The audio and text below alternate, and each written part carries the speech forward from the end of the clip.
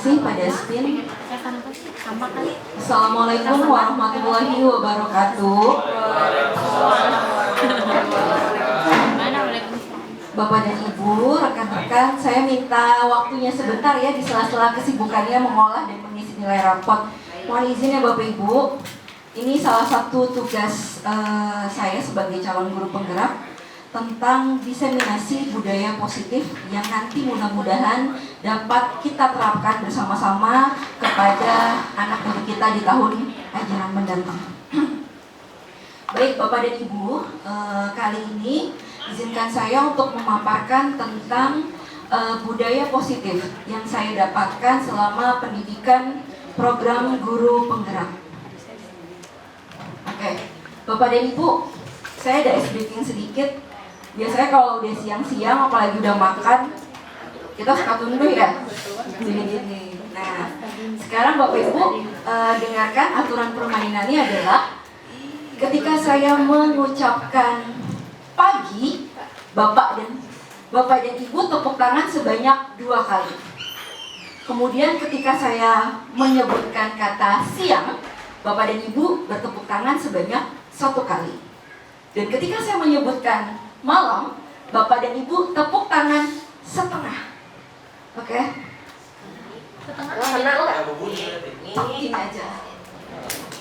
Ini kalau 1 kan gini. Kenceng ya, kalau setengah. Kesepakatannya apa tadi Bapak Ibu? Jika saya mengucapkan pagi, kita tepuk tangan berapa kali? 2. Coba. Oke, tepuk tangan ketika saya mengucapkan siang 1 kali. Malam? Oke, siap ya. Mudah-mudahan semuanya enjoy, fokus, bisa mengikuti. Selamat pagi. Oke, selamat pagi.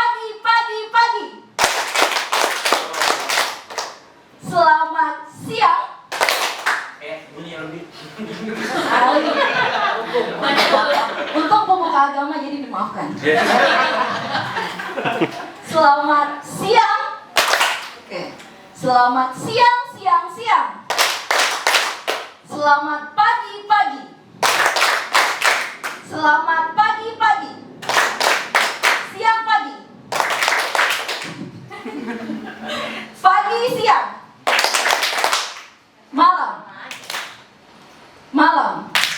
Malam. Makin ngantuk. Ulang. Selamat pagi. Selamat siang, malam, siang. Oke, tepuk tangan buat kita semua. Terima kasih atas atensinya. Mudah-mudahan bisa mengikuti kegiatan ini sampai dengan selesai. Bapak dan Ibu, izinkan saya untuk menyampaikan tentang budaya positif. Budaya yang positif ya Bapak Ibu ya. Budaya positif ini ternyata terdiri dari disiplin positif, motivasi perilaku manusia, keyakinan sekolah atau keyakinan kelas, kebutuhan dasar manusia, posisi kontrol restitusi, serta segitiga restitusi. Jadi Bapak Ibu, bila kita jabarkan lagi, ternyata dalam menerapkan disiplin atau ketertiban di sebuah lembaga, ya, lembaga ini bisa dimulai dari yang terkecil yaitu keluarga. Kalau dalam kehidupan kita saat ini adalah sekolah, bisa berjalan budaya positifnya jika antara disiplin positif, motivasi perilaku manusia, keyakinan sekolah, kebutuhan dasar manusia, posisi kontrol restitusi ataupun segitiga restitusi, itu semuanya berjalan dengan baik. Oke Bapak Ibu, sekarang satu persatu kita bahas.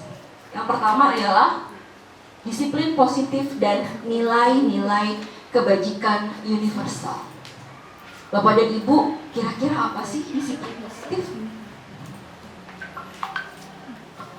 Disiplin positif ialah disiplin ke arah diri yang dapat mengontrol diri dalam melakukan segala tindakan.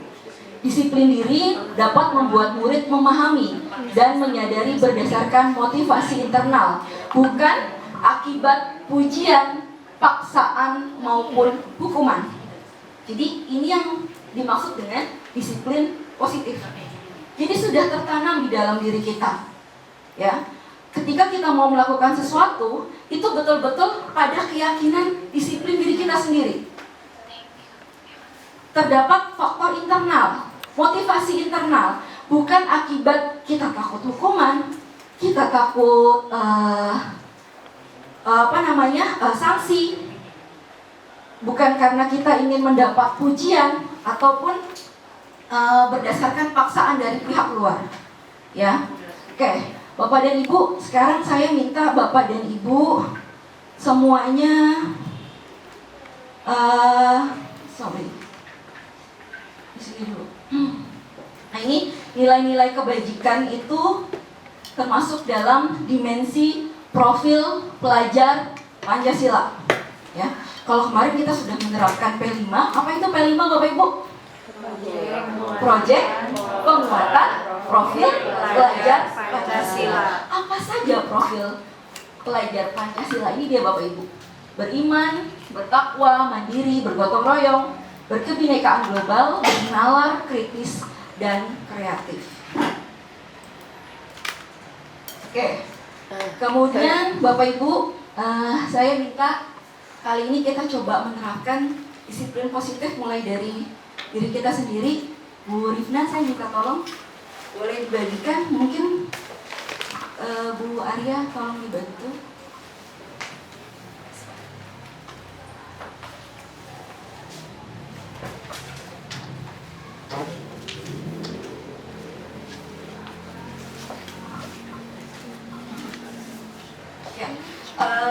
Di sini rekan saya akan membagikan selembar kertas dan alat tulis Bapak Ibu. Selembar kertas beserta alat tulis.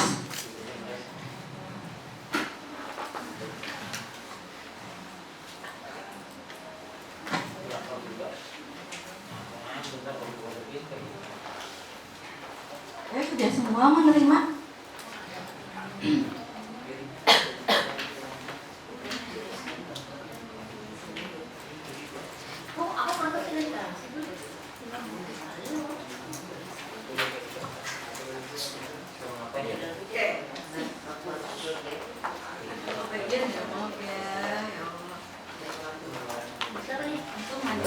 Ya Bapak Ibu, sekarang Bapak Ibu sudah terima semua kertas beserta alat tulisnya?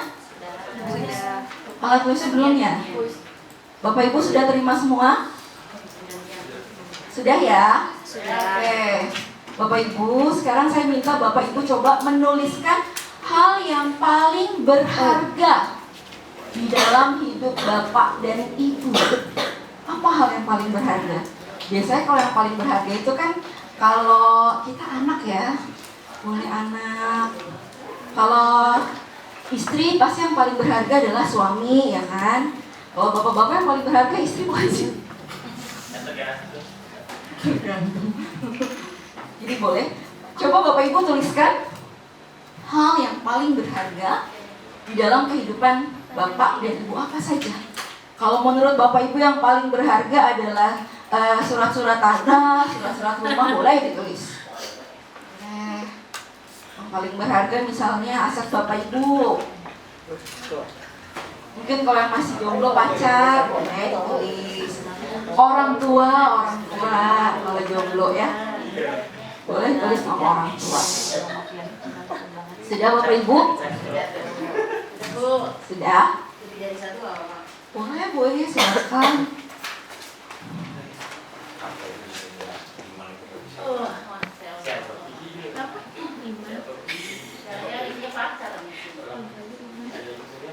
Sudah? Yang paling berharga. Misalnya istrinya ada 3.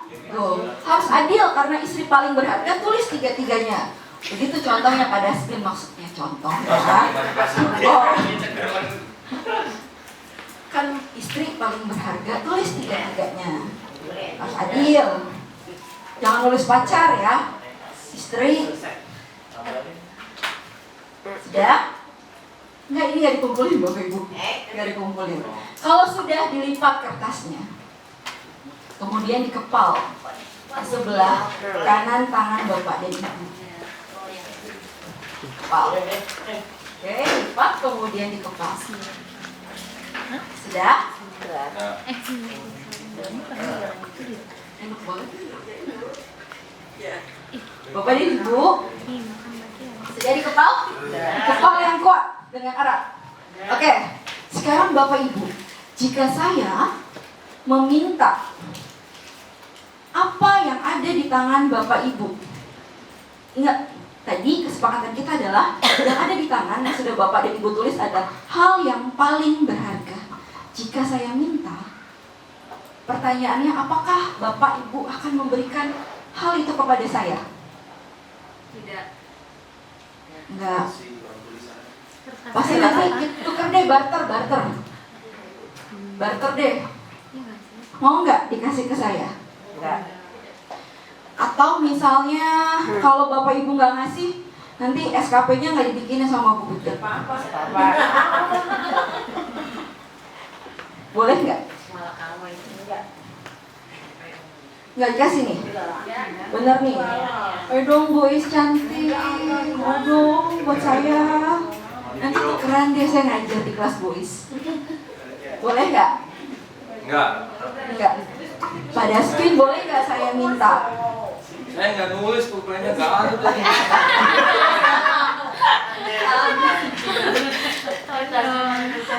Bulia, boleh nggak saya minta? Boleh, kasih boleh kasih. Boleh nggak? Kasih boleh ya. Nanti administrasinya ngasih bantuin gitu. Boleh nggak? Tidak boleh. Coba Bapak dan Ibu. Sekarang saya mau tahu, boleh dibuka perlahan-lahan genggamannya? Dibuka perlahan-lahan. Boleh ditunjukkan sebetulnya apa yang Bapak Ibu tulis di kertas tersebut. Coba saya lihat. Keluarga, kesehatan, keluarga, anak dan cucu, Masya Allah, anak dan cucu. Pak Iwan, tulis apa Pak Iwan? Istri apa pacar? Belum nulis. Ya, kebersamaan dengan anak dalam keadaan sehat dan rukun. Masya Allah, Bu Nani sehat selalu, Bu Nani. Orang tua, anak-anak, cucu ya Bu Is, itu adalah hal yang paling berharga. Anak dan anak didik. Suami juga Bu Pit. Suami di atas Itu di suami itu dari keluarga itu. Iya, keluarga, orang tua, kedua orang tua, saudara kandung, diri sendiri, ponakan, betul. Buya keluarga, Buin.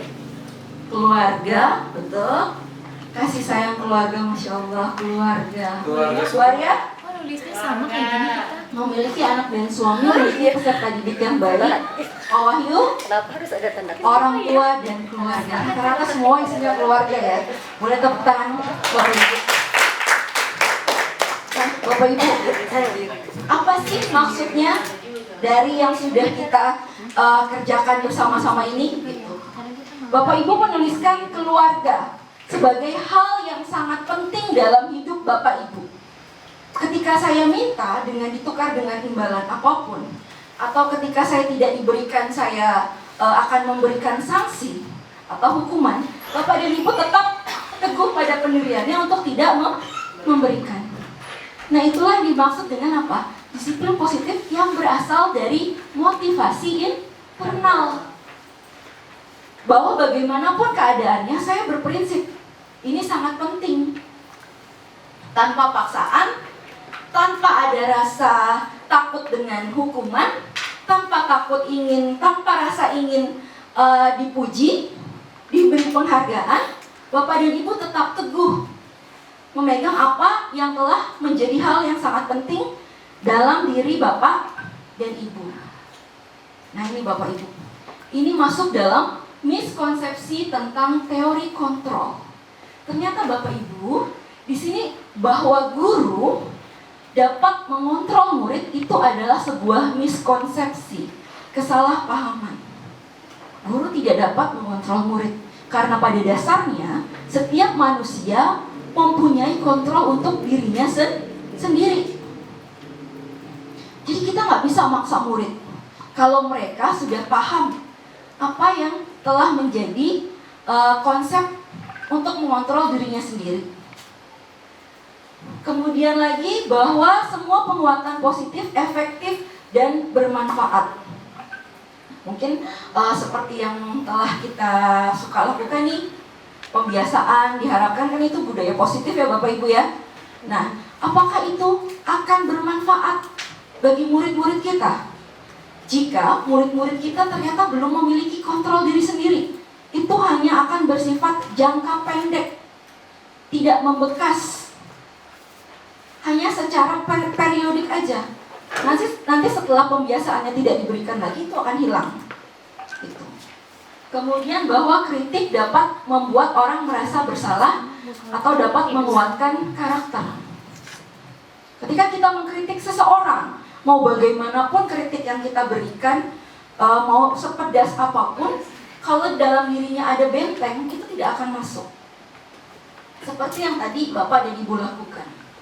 Kemudian bahwa orang dewasa memiliki hak untuk memaksa. Bapak Ibu, kita adalah guru sekolah dasar. Yang kita hadapi adalah peserta didik yang usianya tergolong anak-anak untuk kelas 1 sampai kelas 4, 5, 6 masuk ke masa pubertas, masa menjelang dewasa, remaja. Nah, di sini jangan beranggapan bahwa kita sebagai guru, kita memiliki hak penuh untuk mengontrol peserta didik kita. Tidak seperti itu ya Bapak Ibu. Kemudian dilihat lagi bagaimana seseorang bisa berubah dari paradigma stimulus respon kepada pendekatan teori kontrol. Bapak Ibu bisa dilihat ketika kita memberikan respon, ya perbedaannya kalau respon ini kebutuhannya sama, tapi kalau teori kontrol itu kebutuhannya berbeda. Tadi yang Bapak Ibu tulis ada yang keluarga, ada yang anak, ada yang cucu, itu kan berbeda-beda ya. Kemudian semua orang melihat hal yang sama. Kalau kontrol, setiap orang memiliki gambaran yang berbeda.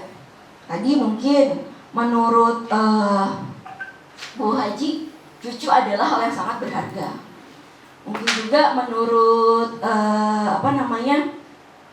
Bu Lia, cucu belum berharga, orang Bu Lia belum punya cucu, ya kan? Itu sudut pandang yang berbeda. Kemudian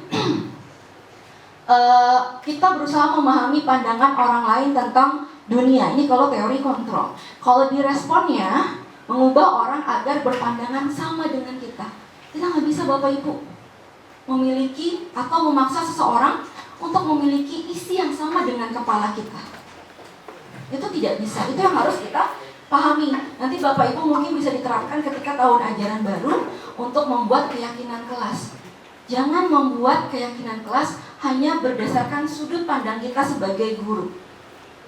Kalau saran saya, Bapak Ibu sebelum buat keyakinan kelas nanti buat dulu tuh asesmen diagnostik non-akademik. Jadi biar kita tahu profil peserta didik kita tuh bagaimana. Itu karena balik lagi untuk menerapkan teori kontrol ini, kita tidak bisa membuat orang mempunyai isi kepala yang sama dengan kita. Kemudian di sini kalau stimulus respon, saya bisa mengontrol orang lain. Balik lagi, walaupun tadi sudah diiming-imingi hadiah, diiming-imingi dengan ancaman, tetap tidak bisa, ya kan? Kemudian pemaksaan pada saat bujukan gagal, ya kan? Biasanya kita kalau merayu anak, ayo nanti maju yuk, yang maju ibu kasih permen, yang maju nilainya ibu tambahin. Biasanya kan kita berupa menyodorkan reward dulu ya. Kalau reward nggak berhasil, baru kita ancam, pokoknya nggak mau maju nilainya ibu kurangin. Itu kalau ke stimulus respon Bapak Ibu. Tapi kalau untuk menerapkan teori kontrol, kolaborasi dan konsensus menciptakan pilihan baru, ada kesepakatan. Bagaimana yang mau kita terapkan? Karena munculnya dari keyakinan peserta didik masing-masing. Oke. Model berpikir menang kalah kalau stimulus respon. Kalau teori kontrol, model berpikirnya menang dan menang. Karena maksudnya apa Bapak Ibu? Ketika guru ya memberikan stimulus, beranggapan ketika murid-murid kita menuruti apa yang kita inginkan, kita merasa apa? Menang, ya kan? Kamu kalah karena kamu berhasil menuruti apa yang ibu mau. Tapi kalau teori kontrol untuk menumbuhkan kontrol pada diri si anak, itu tidak ada istilah menang atau kalah, karena dari keyakinan diri sendiri. Baik Bapak Ibu, kita lanjut ke teori motivasi, hukuman, dan penghargaan serta restitusi. Oke, kita lihat.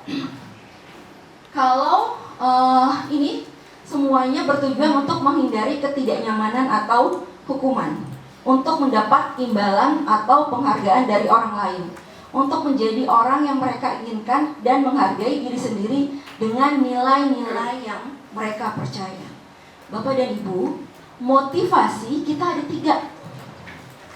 Yang pertama, menghindari ketidaknyamanan atau hukuman. Sekarang saya tanya Bapak Ibu kalau datang ke sekolah, ya kan, upayanya datangnya sebelum 6:30 atau setelah 6:30? Kenapa sebelum 6:30? Biar enggak telat, biar enggak kepotong absennya. Berarti kepotongnya absen, telat, itu berhubungan dengan apa? Hukuman. Berarti belum ada keyakinan di diri kita. Karena ini adalah level yang terendah Bapak Ibu ternyata. Kalau hanya untuk menghindari hukuman. Kemudian yang kedua, untuk mendapat imbalan atau penghargaan dari orang lain. Bapak Ibu, ketika kita bekerja, berupaya semaksimal mungkin, saya mau tanya, apa yang mendasari? Apakah ingin mendapat ujian? Ingin mendapat penghargaan misalnya? Apakah seperti itu ketika kita termotivasi untuk melakukan suatu pekerjaan? Nah, kalau itu teori yang kedua, setingkat lebih tinggi dari motivasi yang pertama. Nah, yang paling tinggi teori motivasinya adalah yang ketiga, menjadi orang yang mereka inginkan dan menghargai diri sendiri dengan nilai-nilai yang mereka percaya. Bapak Ibu di sini kalau ingin ibadah, apakah melihat surga dan neraka? Kalau nggak ada surga dan neraka, masih mau sholat nggak? Nggak ada surga dan neraka, masih mau berbuat yang tidak baik atau berbuat baik? Udah, Iya. udah tadi. Berarti Bapak Ibu dalam hidup untuk ibadah, teori motivasinya sudah yang ketiga. Bisa, udah balik. Tidak peduli dengan hukuman, Makasih. tidak peduli dengan penghargaan. Karena memang Bapak Ibu yakini bahwa kita sebagai manusia, sebagai hamba Allah yang memang harus menjalankan hal-hal yang sudah ditentukan. Itu yang menjadi keyakinan dan kita percayai atau kita imani. Sekarang saya akan menjelaskan perbedaan antara hukuman, penghargaan, dan restitusi. Bapak dan Ibu, di sini kalau hukuman ini tidak terencana. Tiba-tiba murid tidak tahu apa yang akan terjadi atau tidak dilibatkan. Bersifat satu arah. Biasanya berupa hukuman fisik atau psikis. Tidak terencana tuh maksudnya bagaimana? Ketika Bapak Ibu ngelihat ke depan di jalan, ya istirahat, ada anak buang sampahnya sembarangan. Kamu buang sampah sembarangan, stop jam. Itu namanya hukuman secara tiba-tiba, ya kan? Kemudian lagi dia tidak tahu yang akan terjadi atau dia tidak dilibatkan, tidak ditanya dulu. Kenapa buang sampahnya sembarangan? Itu ada tempat sampah loh. Kamu bisa buang di tempat sampah. Tidak dilibatkan, serta-merta aja langsung dikasih hukuman.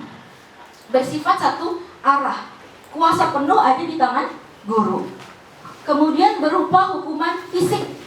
Tadi skot jam. Atau psikis, membuat malu. Ini yang disebut dengan hukuman.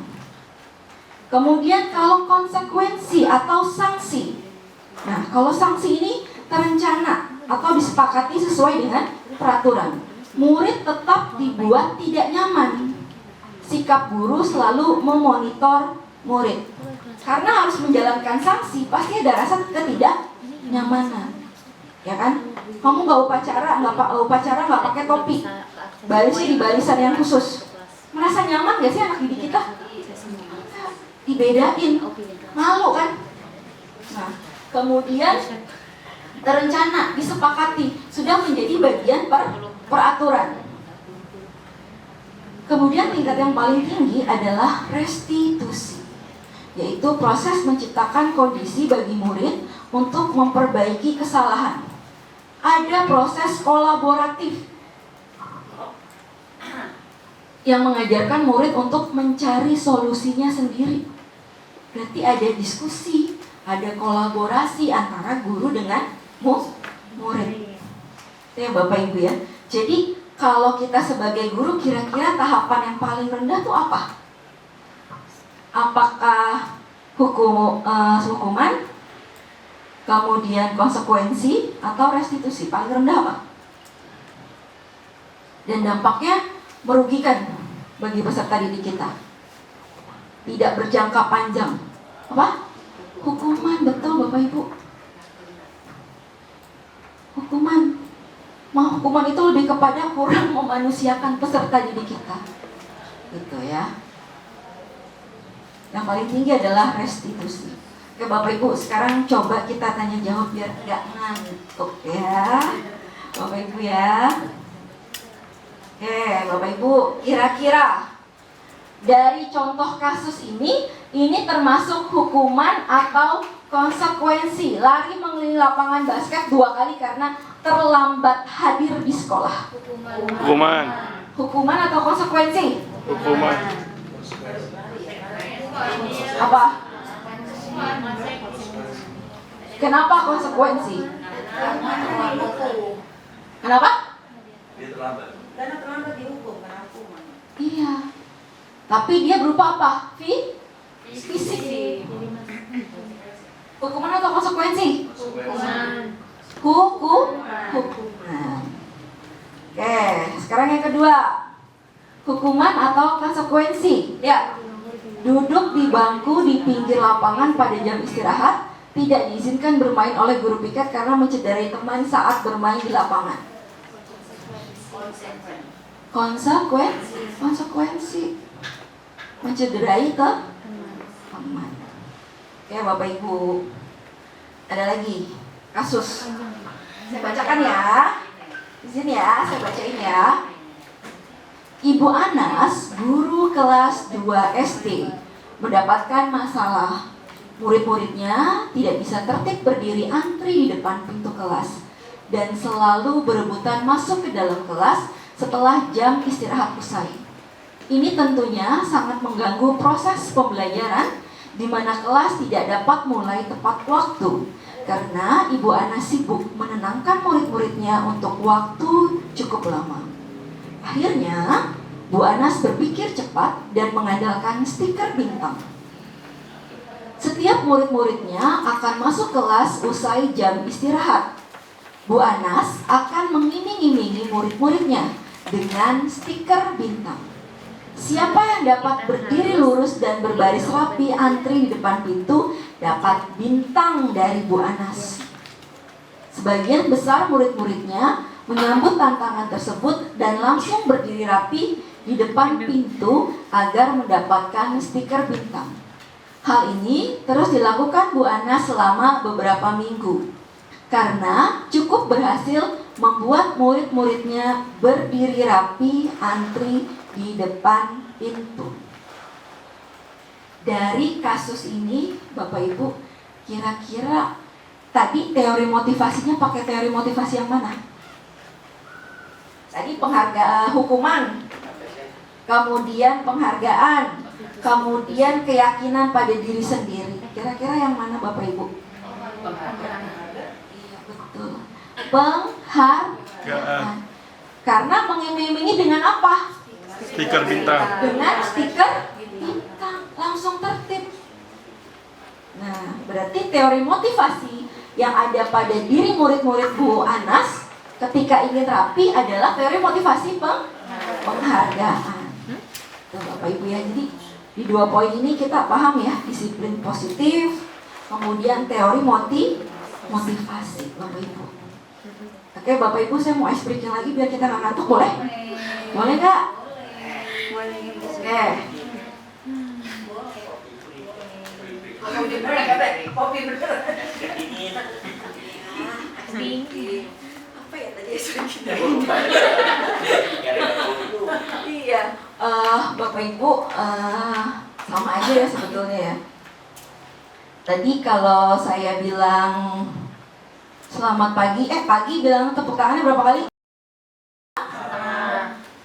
Separoh, iya separoh. Sekarang mau saya balik Bapak Ibu kan tadi udah hafal. Kalau saya bilang pagi, tepuk tangannya hanya 1 kali. Saya bilang siang, tepuk tangannya setengah. Saya bilang malam, tepuk tangannya dua kali. Sepakat ya? Kalau pagi 1. pagi 1. 1. Emang tadi 1 ya? Siang setengah. Iya, pagi 1, siang setengah, malam 2. Iya, enggak saya ngetes doang. Ternyata Bapak Ibu masih fokus luar biasa. Oke, selamat malam. Berapa kali? 2. Selamat siang. Setengah. Selamat pagi. Pagi siang. Siang malam. Malam pagi. 1. Oke. Lagi, 1 kali lagi ya. Malam pagi siang. Aduh, nggak kompak ulang. Malam pagi siang. Malam pagi siang. Malam pagi siang. Siang pagi malam. Oke, tepuk tangan buat kita semua. Terima kasih, masih enjoy ya Bapak Ibu ya. Oke. Nggak ngantuk kan? Tadi udah bobo. Ya, bobo tadi. Nanti kopi boleh pesan ke Bu Mail.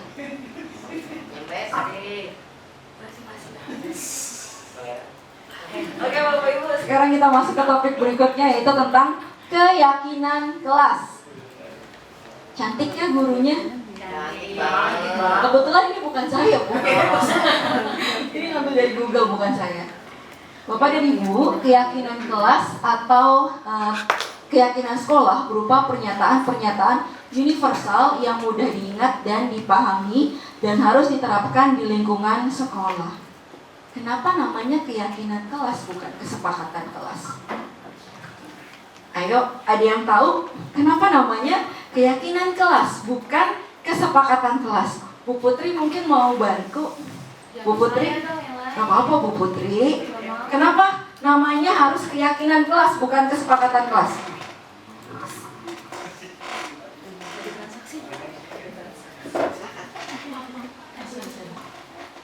Kenapa ya? Saya lupa juga Bu Sukma. Kalau keyakinan kelas itu gini loh, kalau untuk sebuah tingkatan, sepemahaman saya Bu Sukma ya, mohon maaf kalau salah. Keyakinan kelas itu di atas kesepakatan kelas. Kalau kesepakatan kelas kan itu memang antara dua belah pihak, dalam arti guru dan siswa sepakat. Tapi kalau keyakinan itu tidak hanya sepakat, tapi kedua belah pihak antara guru dengan siswa yakin dengan kesepakatan yang sudah dibuat, sudah ditanamkan dalam dirinya untuk dijalankan bersama-sama dengan penuh kesadaran. Itu yakin.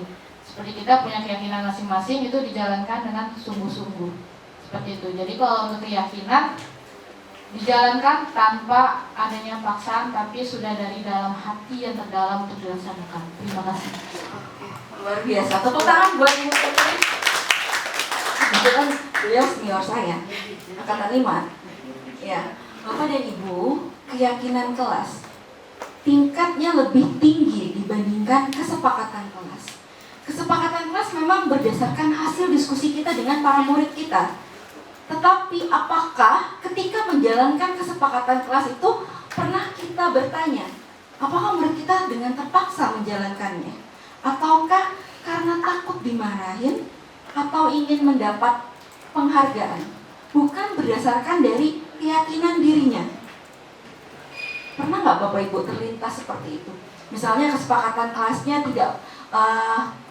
tidak boleh membuang sampah di kelas atau menjaga kebersihan kelas. Kadang saya kalau masuk kelas, saya di depan pintu, Bu Guru nggak akan mulai kalau masih ada 1 sampah di kelas, nggak akan dimulai. Kalau anak-anak yang modelannya emang nggak pengen belajar, malah seneng tuh Bapak Ibu. Kalau bisa ada sampah aja di kelas, biar gurunya nggak ngajar-ngajar. Tapi kalau emang anak yang pengen belajar, langsung respon, lihat ke bawah, lihat laci, apakah ada sampah. Nah, kalau yang tadi saya sebutkan, kira-kira kasusnya berupa motivasinya berupa apa? Apakah keyakinan dari mereka? Atau berupa penghargaan? Atau sanksi? Karena saya menyebutkan Bu Sukma nggak akan ngajar kalau masih ada satu sampah di kelas. Kira-kira itu berupa apa? Belum keyakinan. Bukan keyakinan atau sudah menjadi keyakinan? Belum. Masih berupa ancaman. Bu guru nggak akan mulai ngajar kalau masih ada satu sampah. Artinya menunjukkan ketidaksenangan saya, ya kan? Nah, apa yang tadi saya contohkan masih berupa kesepakatan kelas, Bapak Ibu, bukan keyakinan kelas. Karena ketika menjadi keyakinan kelas tanpa mereka perlu ngecek lagi, sebelum saya masuk mereka udah yakin tuh bahwa kelasnya bersih. Saya pun juga sudah yakin pasti anak-anak saya sudah menjaga kebersihan kelas. Nah itu kenapa levelnya lebih tinggi dibandingkan kesepakatan kelas. Karena untuk menjalankannya, teori motivasinya berasal dari keyakinan diri sendiri, bukan berupa takut kepada hukuman atau ingin mendapatkan penghargaan. Bukan seperti itu ya Bapak Ibu. Baik Bapak Ibu, keyakinan kelas. Di sini keyakinan kelas ini bersifat abstrak. Oke. Berupa pernyataan universal, dibuat dalam pernyataan positif. Bapak dan Ibu, nanti kalau mau buat kesepakatan kelas ya, yang masih ranahnya sepakatan kelas, belum keyakinan kelas, boleh tuh Bapak Ibu memasukkan kata-kata negatif. Tapi kalau mau menjadi keyakinan kelas, kita hilangkan kata-kata negatifnya. Contohnya tadi, tidak boleh membuang sampah sembarangan. Bentuk kalimat positifnya apa? Membuang sampah pada tempatnya atau menjaga kebersihan kelas. Kalau masih ada kata-kata negatifnya, tidak boleh membuang sampah. Ada kata negatif tidak, berarti dia masih berupa kesepakatan kelas. Misalnya lagi Bapak Ibu, tidak boleh datang terlambat. Kira-kira kesepakatan kelas atau keyakinan kelas? Kesepakatan. Masih ada kata negatif tidak. Kira-kira apa bentuk positifnya? Datang tepat waktu. Datang tepat waktu. Ketika datang tepat waktu, itu levelnya naik menjadi keyakinan kelas. Ya Bapak Ibu ya, mungkin nanti bisa kita terapkan di kelas. Kalau mau buat keyakinan kelas itu dibuat dalam pernyataan positif. Itu memang bentuk afirmasinya Bapak Ibu, menghilangkan kata-kata negatif. Jadi yang terekam di otak anak-anak itu betul-betul bentuknya negatif. Misalkan tidak boleh datang terlambat, berarti datang tepat waktu. Wah, saya datang tepat waktu. Kalau tidak boleh datang terlambat, nanti yang terekam adalah terlambat. Jadi mengubah pernyataan negatif menjadi pernyataan positif. Kemudian nggak usah panjang-panjang pernyataannya. Ya, hadir 5 menit sebelum pembelajaran dimulai. Ya kan? Cukup diganti dengan hadir tepat, datang tepat waktu. Biar mudah diingat. Kemudian disesuaikan dengan kondisi kelas dan sekolah sehingga mudah diterapkan. Misalnya Bapak Ibu, mohon maaf, kondisi kelas, nanti kelas kita misalnya kebanyakan anak-anaknya tidak memiliki gadget, tidak memiliki handphone pribadi. Tentunya Bapak Ibu ketika membuat keyakinan kelas, jangan membuat keyakinan kelas yang beradaptasi dari penerapan pembelajaran berbasis IT. Atau anak-anak membawa handphone di kelas. Karena sesuai tidak dengan kondisi kelas? Sesuai tidak Bapak Ibu? Tidak sesuai. Itu tidak akan berjalan kalau tidak sesuai dengan kondisi kelas. Ini ya Bapak Ibu ya. Jadi nanti mudah-mudahan nih bisa diterapi nih. Kalau mau buat keyakinan kelas, ingat clue-nya seperti ini. Oke, itu sudah tentang keyakinan kelas. Kita masuk ke topik berikutnya, yaitu kebutuhan dasar manusia. Bapak dan Ibu, ini kita manusia ya. Sama peserta didik kita juga manusia. Apa yang kita butuhkan juga dibutuhkan oleh peserta di diri kita. Kan yang kita ajar adalah anak manusia. Jadi jangan memandang peserta didik kita itu bahwa mereka adalah sesuatu yang harus kita setir sesuai dengan isi kepala kita. Ya, harus berdasarkan ini Bapak Ibu. Lihat. Apa saja sih kebutuhan dasar manusia, Bapak Ibu? Yang pertama, kebutuhan untuk bertahan hidup. Itu kira-kira apa aja Bapak Ibu untuk bertahan hidup? Apa? Makan, minum. Itu adalah kebutuhan kita untuk bertahan hidup. Coba kalau kita nggak makan, nggak minum, bisa bertahan hidup nggak? Iya, mati. Jadi yang pertama ini Bapak Ibu, kebutuhan bertahan hidup. Ya kan? Kadang Bapak Ibu suka berpikir nggak sih, anak-anak kita nih datang ke sekolah, mereka udah makan atau belum ya? Di rumah ada makanan apa enggak ya? Apakah berpikir seperti itu Bapak Ibu? Atau misalnya, pernah nggak kita berpikir bahwa anak-anak kita nih udah sarapan semua, ketika kita mau memberikan pelajaran mereka udah siap gitu. Atau ada yang berpikir di antara murid-murid saya ada nih yang belum makan, mungkin karena dia kondisi ekonominya tidak mampu, atau bahkan saat istirahat dia tidak punya uang untuk jajan. Pernah berpikir seperti itu tidak? Gitu ya. Kemudian Bapak Ibu, kebutuhan yang berikutnya ialah mendapatkan kasih sayang dan rasa diterima. Rasa kasih sayang Bapak Ibu. Kita nggak tahu ya, anak-anak kita nih mau berangkat ke sekolah, habis dimarahin sama emak bapaknya, atau misalnya habis ngelihat emak bapaknya berantem, ya kan? Sehingga mungkin ada yang peserta didik kita anak-anak broken home, ya banyak ya di sini Bapak Ibu. Kita guru Bapak Ibu itu ketika melihat murid kita broken home, mungkin menjadi penguat bagi kita nih sebagai orang tua. Jangan sampai nanti anak kita sendiri mengalami apa yang murid kita alami, gitu kan ya? Karena bagaimanapun manusia itu membutuhkan kasih sayang dan rasa diterima, diapresiasi Bapak Ibu. Walaupun hanya lip service, ganteng misalnya, udah makan nak. Bapak Ibu senang nggak kalau disapa, ih cantik banget Bu Putri, atau diperhatiin? Beda apa aja dah. Misalnya Bu Ritna, Nek gelis, udah sarapan belum? Terus apakah kalau kita nanya belum, terus kita mau beliin sarapan? Enggak kan? Hanya sekedar lip service. Tapi jujur itu bikin kita senang nggak? Senang. Sama Bapak Ibu. Ternyata murid-murid kita pun seperti itu. Jangan kita masuk kelas udah manyun aja, muka cemberut aja. Saya di rumah habis berantem, ya kan? Bawa ke sekolah. Jangan. Karena murid melihat kita pun dengan muka yang ceria, happy, itu udah memberikan dampak positif bagi mereka.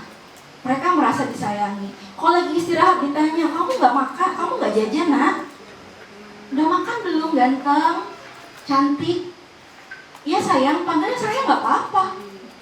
Orang masih anak kecil nggak apa-apa, ya kan? Oke lanjut. Yang berikutnya ialah kebutuhan penguasaan atau power. Tidak dipungkiri Bapak Ibu, sebagai manusia kita pengen punya rasa penguasaan, rasa power nih gue nih, itu pasti ada. Entah besar atau kecilnya itu tergantung pada ego di diri kita masing-masing. Sama peserta didik kita pun seperti itu Bapak Ibu. Mereka kadang mau menunjukkan, bu guru, lihat nih, aku habis beli mainan sama ibu aku. Mau nunjukin powernya. Siapa yang mau maju mimpin doa, saya bu guru. Menunjukkan powernya bahwa dia bisa memimpin kelas. Jadi apa yang kita butuhkan ternyata juga dibutuhkan oleh peserta didik kita. Kemudian kebebasan, freedom. Dalam bentuk free class mungkin ya. Kelas bebas, kelas jam kosong. Bukan seperti itu ya Bapak Ibu. Bukan kebebasan, maksudnya kita memberikan jam kosong sama anak-anak. Ya jam kosong ya, kalian boleh bebas, bukan seperti itu. Kebebasan tuh maksudnya si anak diberikan ruang untuk berekspresi. Karena ingat Bapak Ibu, kita sebagai guru bukan tugas kita hanya menuntun apa yang telah ada di dalam diri murid-murid kita. Ingat, kita bukan membentuk, tapi kita menuntun. Menuntun apa yang sudah ada di dalam diri murid peserta didik kita. Bahasa simpelnya memfasilitasi. Bukan sepenuhnya mengarahkan harus sesuai dengan apa yang kita inginkan. Mereka nggak akan dapat kebutuhan kebebasan ini, mereka nggak akan dapat kalau selalu diiringi apa yang ada di isi kepala kita sebagai guru. Kemudian yang terakhir adalah kesenangan. Kita juga suka kan yang happy-happy ya Bapak Ibu ya. Kadang suka bercanda ya Pak Fahmi, bercanda mendapat kesenangan. Misalnya pengen healing, jalan-jalan Bapak Ibu, itu berupa apa? Untuk mendapatkan apa? Kesenangan. Sama Bapak Ibu, murid-murid kita juga kayak gitu. Bu, olahraga boleh nggak misalnya? Nanti olahraga kalau udah selesai jam olahraga, kita boleh nggak Bu misalnya main basket dulu? Boleh. Karena mereka pengen apa? Merasakan kesenangan. Tanding sama teman-temannya. Ini adalah kebutuhan dasar manusia. Ingat, apa yang kita butuhkan sama dengan apa yang peserta didik kita butuhkan. Oke Bapak Ibu, tadi kebutuhannya ada apa aja nih? Bertahan hidup, kasih sayang, penguasaan, kebebasan, sama kesenangan. Oke, sekarang kita tes lagi. Oke, siap ya?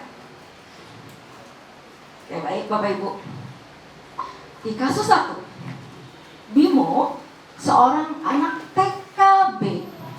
TKB itu kira-kira usianya 6 tahun ya? Mulia ya? Usia 6 tahun. Selalu berlari keluar kelas menuju jalan raya di depan sekolahnya yang ramai dengan kendaraan. Tingkahnya membuat guru Bu Ani bingung dan sering kali lari mengejarnya. Ada beberapa kemungkinan jawaban yang diberikan Bimo. Ingat tadi kasus Bimo, dia suka ngapain nih? Dia suka lari keluar kelas. Ya kan? Ketika ditanya sama Bu Ani, kemungkinan jawabannya ada ini. Yang pertama, aku senang main kejar-kejaran dengan ibu guru. Seru. Ternyata dia lari itu dia pengen dikejar sama gurunya. Nah, kira-kira ini kebutuhan manusia apa yang ingin dipenuhi oleh Bimo? Jawaban yang pertama. Apa? Kesenangan. Seru katanya. Oke, itu ya. Jadi kebutuhan yang dibutuhkan Bimo adalah kesenangan. Kemudian yang kedua, ibu kejar aku karena ibu guru sayang aku. Berarti apa? Kasih sayang. Kemudian yang ketiga, aku hebat kan bisa bikin ibu guru kejar aku.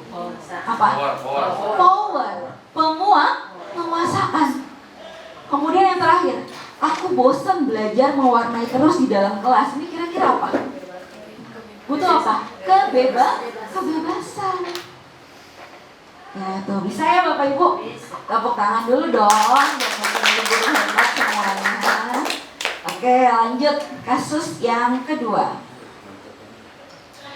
Perhatikan Bapak Ibu, di kasus kedua ini, tahun ini Dimas genap berusia 17 tahun. Ia senang sekali ketika ayahnya mulai mengajarkan cara menyetir mobil. Setiap akhir pekan, ia berlatih menyetir. Ia terlihat senang sekali ketika berlatih sampai akhirnya ia bisa menyetir mobil dengan baik dan lancar.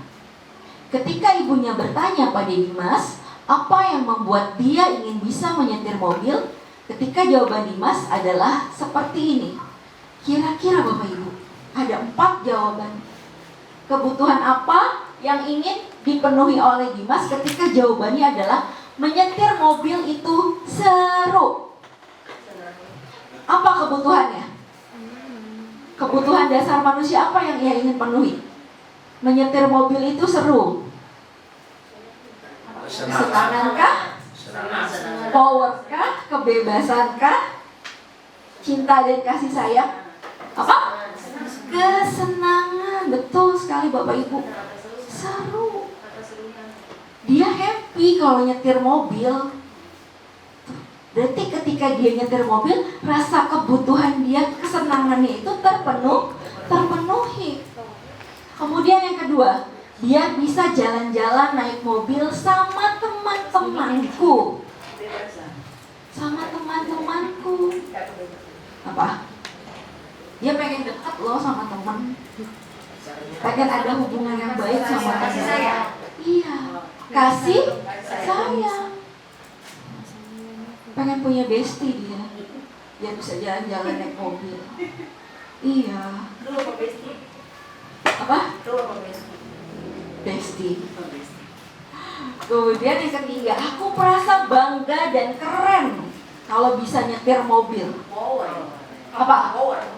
Power, betul. Dia merasa hebat kalau dia bisa nyetir mobil. Itu namanya kebutuhan. Ketika merasa ingin hebat, terlihat hebat, itu berhubungan dengan apa?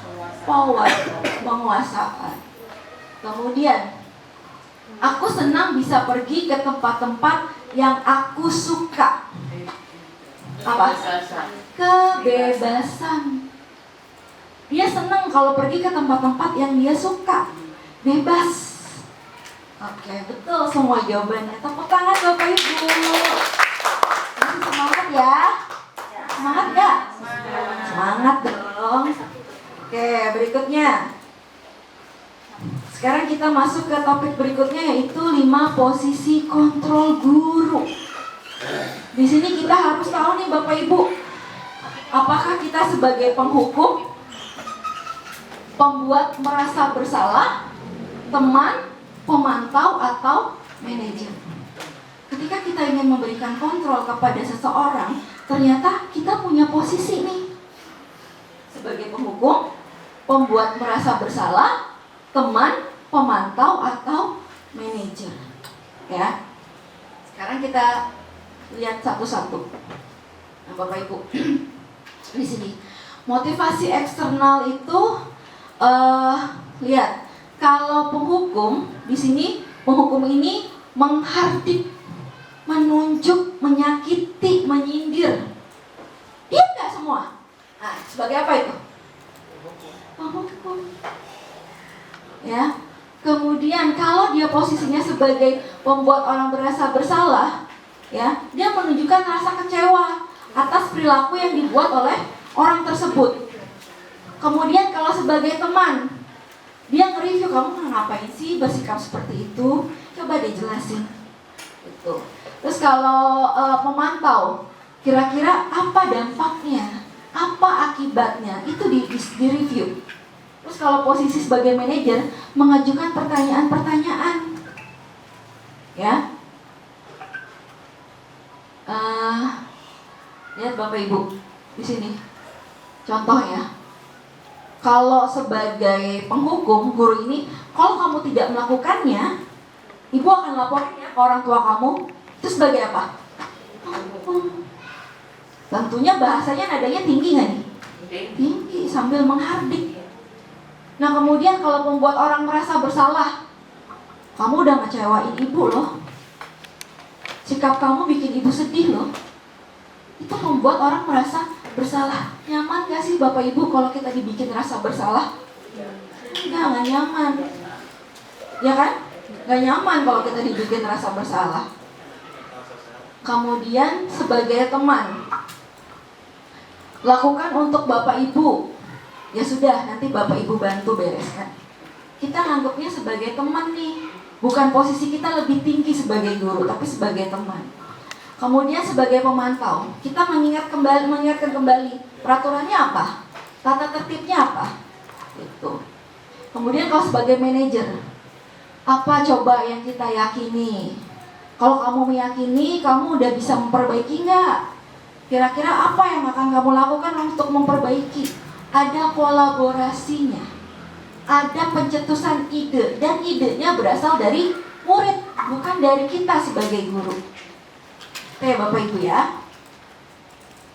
Oke, langsung aja nih. Sekarang kita ke studi kasus. Iya Bapak Ibu. Oke, tentukan posisi kontrol guru berdasarkan kalimat yang diucapkannya. Oke, siapa ya Bapak Ibu ya? Yang pertama, patuhi aturan saya atau awas. Posisinya sebagai apa? Sebagai penghukum. Betul sekali. Kemudian yang kedua, gimana coba kalau orang tua kamu tahu kamu berbuat begini? Apa? Membuat rasa bersalah. Nggak enak ya Bapak Ibu ya. Kemudian yang ketiga, ya sudah kali ini nggak apa-apa, nanti Ibu bantu bereskan. Sebagai teman. Ya, kita ngasih solusi, bedanya kayak gitu. Solusinya dari kita, bukan dari murid. Kita ngebantu tapi idenya dari kita. Tuh kalau posisi teman. Kemudian sanksi atau konsekuensinya apa? Sebagai apa? Memantau, diingetin lagi. Konsekuensinya apa kalau kamu berbuat seperti ini? Tuh. Kemudian yang kelima, jika kamu meyakininya, apakah kamu bersedia memperbaikinya? Sebagai apa?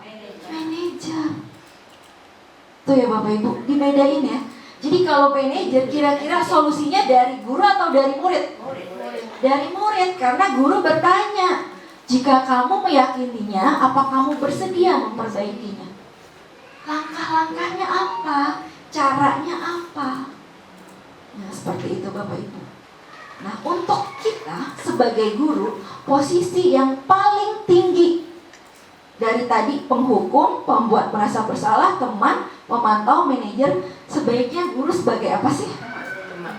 Sebagai apa? Sebagai manajer, boys. Bapak Ibu, sebagai manajer. Karena ingat kebutuhan dasar manusia tadi, mereka butuh freedom, kebebasan. Kalau sebagai teman, tadi saya menjelaskan bahwa teman itu solusinya dari siapa? Dari guru. Sedangkan kita harus tahu ketika anak melakukan kesalahan, apa nih kebutuhan mereka yang tidak terpenuhi sampai mereka melakukan kesalahan dan ingin dipenuhi. Harus ingat itu. Nah, ketika manajer, ada kolaborasi antara guru dan murid. Ada kolaborasi, akhirnya ditanya lagi nih. Jadi kalau misalnya manajer ini sudah mencakup semuanya Bapak Ibu, ya, karena apa? Solusinya adalah dari murid sendiri, karena murid yang paling tahu. Misalnya ada murid datang terlambat ke sekolah, ya kan? Kalau posisi penghukum, terlambat mulu kamu, ya kan? Lari dari lapangan, seperti itu misalnya. Kemudian kalau misalnya sebagai posisi pembuat rasa bersalah, ih kecewa banget ibu sama kamu terlambat mulu sih, gitu. Kemudian kalau teman, ya udah nih jangan terlambat ya, besok jangan diulangi ya. Tuh. Biar nggak terlambat, kamu datangnya harus lebih pagi ya. Dari guru yang memberikan. Kemudian kalau yang sebagai pemantau, ayo kalau udah terlambat apa peraturannya? Ingat nggak kalau terlambat kamu harus apa? Tuh, mengingatkan kembali. Tapi kalau sebagai manajer, Bapak Ibu, solusinya ditanya, kamu kenapa datang terlambat? Kamu nggak terlambat, kamu harus bagaimana ya? Kita nanya sama murid, apa yang murid mau? Gitu, ya Bapak Ibu ya. Jadi posisi guru lebih baik dengan murid adalah sebagai manajer. Kemudian yang terakhir, segitiga restitusi. Jadi ketika ada kasus Bapak Ibu menyelesaikannya ini dengan tahapan segitiga restitusi, yaitu memvalidasi tindakan yang salah, menstabilkan identitas, kemudian menanyakan keyakinan. Biasanya nih kasus-kasus misalnya kalau kita kan suka ada murid berantem ya kan? Atau suka ada murid yang melanggar tata tertib sangat parah, kita panggil kan, nggak ngerjain PR mulu. Nah, tahapan penyelesaiannya adalah dengan segitiga restitusi, memvalidasi tindakan yang salah. Kira-kira kamu benar nggak nih bersikap seperti ini? Tuh, itu nggak baik ya Nana, jangan diulangi ya. Kemudian menstabilkan identitas. Kenapa sampai seperti ini? Itu bukan mencari siapa yang salah dan siapa yang benar. Ingat, kalau kita mau hukum anak, setiap anak punya kebutuhan dasar manusia. Kata kuncinya itu. Kemudian menanyakan keyakinan. Apa yang sudah menjadi keyakinan kelas kita? Kira-kira kalau seperti ini keyakinan kelas kita berjalan dengan baik nggak? Gitu ya Bapak Ibu ya. Oke. Kemudian Bapak Ibu, dan yang terakhir penutup, Bapak Ibu, sedikit akan saya sampaikan. Dalam penerapan program disiplin positif, hendaknya guru memiliki standar kepribadian, profesional, dan sosial yang baik, di mana guru mampu merefleksi dirinya dalam posisi kontrol saat ini. Bagaimana perjalanan dirinya sebagai manajer yang menuntun murid-muridnya menjadi insan yang mandiri, merdeka, dan bertanggung jawab. Jadi intinya Bapak Ibu, sebelum kita menerapkan disiplin positif kepada murid-murid kita, tentunya tahapan pertamanya apa? Menerapkan ke diri sendiri. Karena kita guru sebagai apa? Sebagai contoh atau role model. Paham Bapak Ibu? Kira-kira bisa kita terapkan nggak ya nanti? Bisa. Namanya kesepakatan kelas atau keyakinan kelas? Keyakinan. Yang lebih tinggi keyakinan atau kesepakatan? Keyakinan. Ingat, kesepakatan masih ada kata apa? Negatifnya. Kemudian motivasinya berupa apa? Motivasi hukuman atau penghargaan. Tetapi kalau keyakinan kelas, motivasinya adalah keyakinan dalam diri si anak sendiri. Ya kan? Dan semuanya harus diubah menjadi kalimat positif. Sekian Bapak Ibu, ada yang mau bertanya? Alhamdulillah pemaparannya sudah selesai. Adakah yang ingin bertanya Bapak Ibu? Semua oh iya Bu Putri, silakan Bu Putri.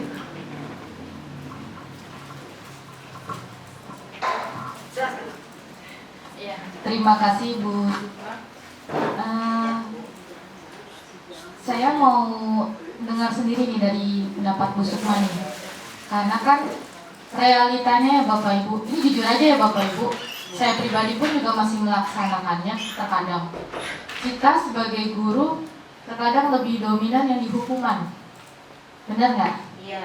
Terkadang kita lebih dominan yang di hukuman. Karena